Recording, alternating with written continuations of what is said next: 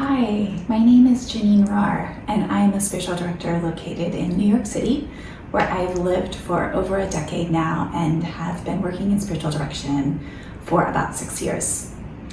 I first developed a passion for social justice when I moved to Southside Chicago straight out of undergrad to teach middle school. This was a significant adjustment for me because I grew up a Mennonite farm girl in Lancaster County, Pennsylvania.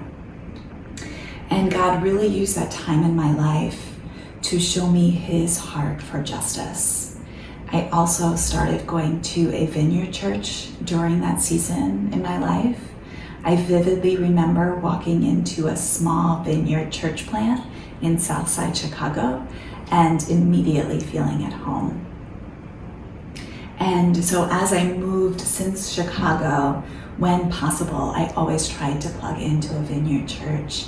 And most recently, I've been involved in another small vineyard church plant here in New York City, where a lot of the leaders are spiritual directors, and we would incorporate contemplative practices like Lectio Divina into our times of worship, which was really meaningful. My work here in the city has mostly been in economic empowerment, and I've worked with survivors of addiction, I've worked with people coming out of homelessness, and most recently, foreign-born survivors of trafficking. And social work, like work in ministry, can be very draining, and it can be really hard to find time to take care of yourself when you're constantly pouring out and giving to others. And as I was in this work, when I found spiritual direction, it really felt like a lifeline to me, because it provided the space that I needed to really slow down and to pay attention to how God is at work in my life. I feel like it gave me permission that I needed to really take the time in my life for times of silence, for times of solitude, and for times of retreat. When I first started training to become a spiritual director, I thought, oh, this could be another tool in my toolbox for my work in social work, for my work in the nonprofit world. But as I've gotten into this work, I've realized that the work of spiritual direction is what I'm passionate about. It's what I love to do.